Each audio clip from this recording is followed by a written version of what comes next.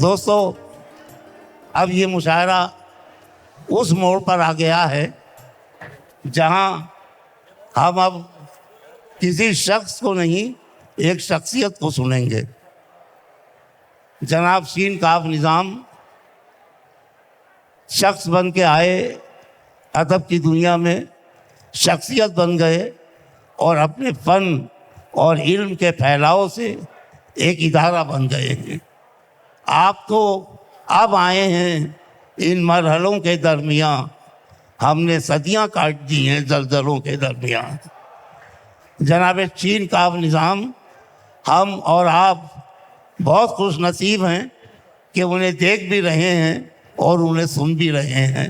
میں درخواست کرتا ہوں کہ تشریف لائیں اور اپنے کلام سے نوازیں.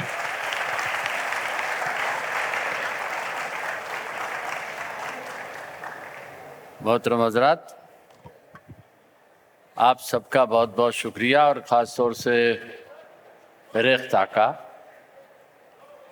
کہ میں یہاں آج آپ کے درمیان موجود ہوں. مجھے یہ کہنے کی اجازت دیجیے کہ ابھی دوپہر میں بحث ہو رہی تھی کہ اردو کس کی زبان ہے. آپ سمجھ گئے ہوں گے کہ اردو کس کی زبان کے بارے میں لوگوں کا کیا خیال ہے. مجھے لگتا ہے کہ دو باتیں صرف کہوں گا آپ سے، کیونکہ ٹائم بہت کم ہے. پھر کبھی یہ باقی باتیں ہوں گی اگر کبھی ریختہ میں رہی گفتگو تو. وہ یہ کہوں گا کہ اردو ان دو کی زبان ہے جو جشن میں تبدیل ہو گئی ہے، اور ان کا کوئی مذہب، اگر ان کا کوئی مذہب ہے تو وہ مذہب اردو ہے. دوسری بات، یہ ریختہ یہیں سے پیدا ہوئی اور جسے لوگ گھری پڑی زبان کہتے تھے. ابھی میں کانپور کے ایک سیمینار میں تھا اور وہاں لوگوں نے کہا کہ اردو مر رہی ہے.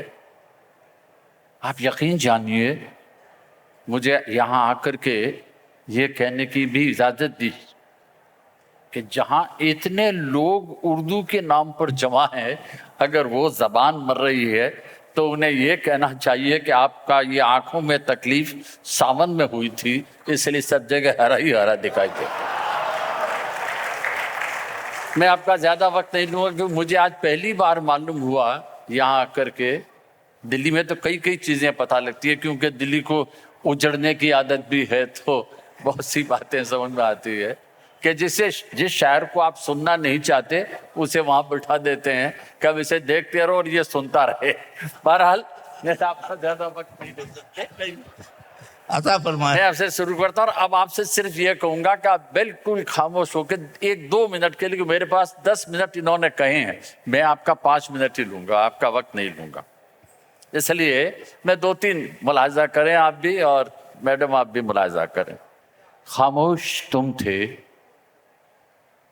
اور میرے ہونٹ بھی تھے بند. واہ. خاموش تم تھے اور میرے ہونٹ بھی تھے اور بند. میرے ہونٹ بھی تھے بند. پھر اتنی دیر کون تھا جو بولتا رہا؟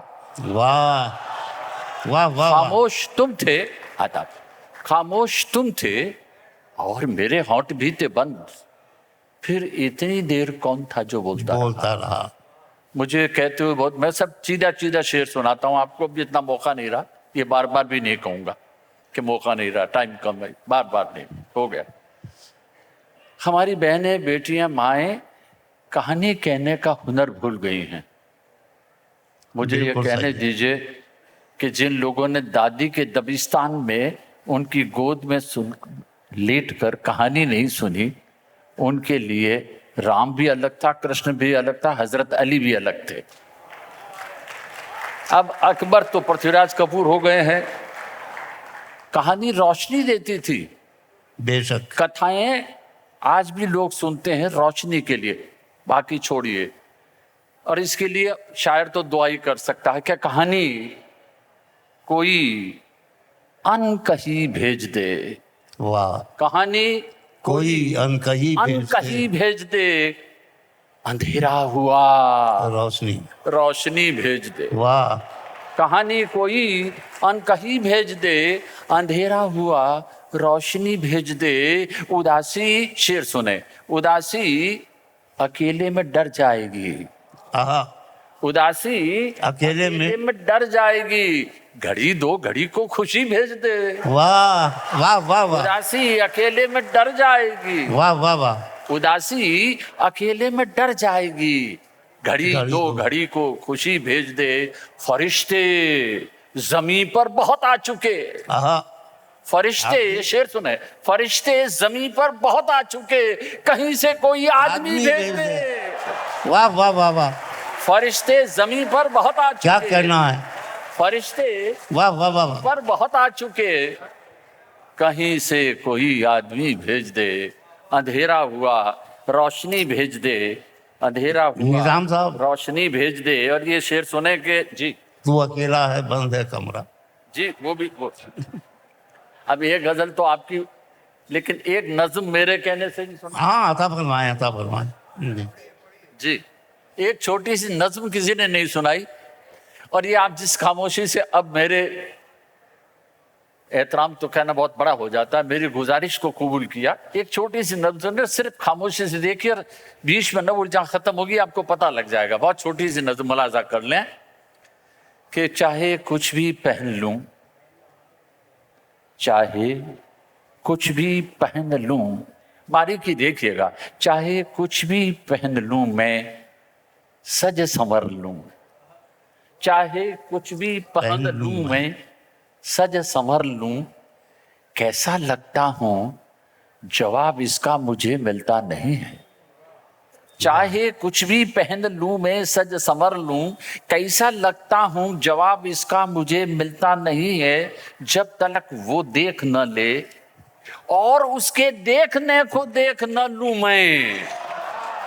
वाह वाह वाह वाह, क्या कहना है, करम वाह, चाहे कुछ भी पहन लूं मैं सज संवर लूं, कैसा लगता हूं, बहुत अच्छे है साहब, वाह चाहे वाह वाह, कुछ भी पहन लूं मैं सज संवर लूं, कैसा लगता हूं जवाब इसका मुझे मिलता नहीं है, जब तलक वो देख न ले और उसके देखने को देख न लूं मैं। क्या कहना है, वाह, एक छोटी सी नज्म और देख लें कि, और उसके बाद एक गजल के 2-3 शेर मुलाजा कर लीजिएगा।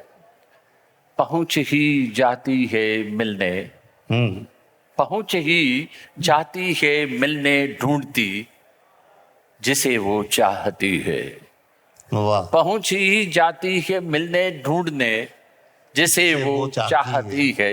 नदी के सामने नक्शा कहाँ है, नदी के सामने वाह, वाह, नक्शा कहाँ है, वाह वाह पहुंच वाह, ही जाती है मिलने ढूंढती जिसे वो चाहती है, नदी के सामने नक्शा कहाँ है। और गजल का एक मतलब देख लीजिए कि वो कहाँ चश्मे तर में रहते हैं। वो कहाँ देखिए, चश्मे गजल करते मेरे रहते हैं। नजदीक एक इशारे का आर्ट है, स्टेटमेंट गजल नहीं होती, गजल तो इशारा है, आप समझिए।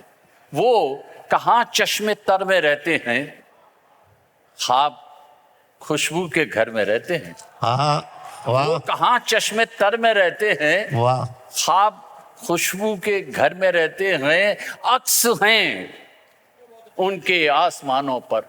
क्या कहना है, शेर सुने, अक्स हैं, मुलाजा उनके करें, आसमानों अक्स पर। हैं उनके आसमानों पर, चांद तारे तो घर में रहते हैं। क्या कहना है, वाह वाह वाह, अक्स हैं, वाह वाह वाह वाह, करम, अक्स हैं, वाह वाह वाह वाह, अक्स हैं, अक्स हैं उनके आसमानों पर, क्या, चांद तारे तो घर में रहते हैं।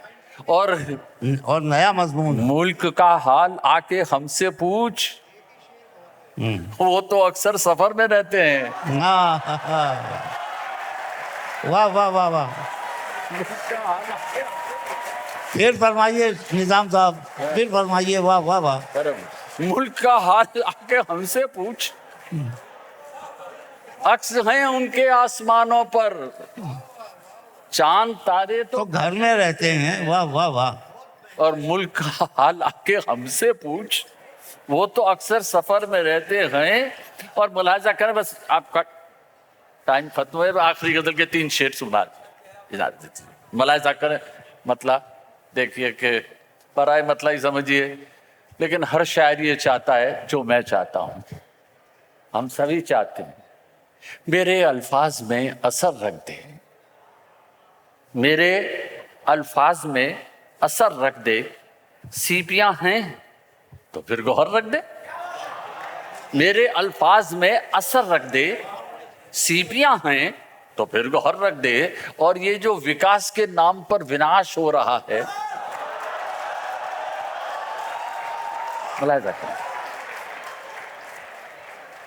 ملاحظہ کر لیں، 100 برس کا پیڑ کاٹ رہے ہیں اور 100 دن کا پودا لگا رہے ہیں۔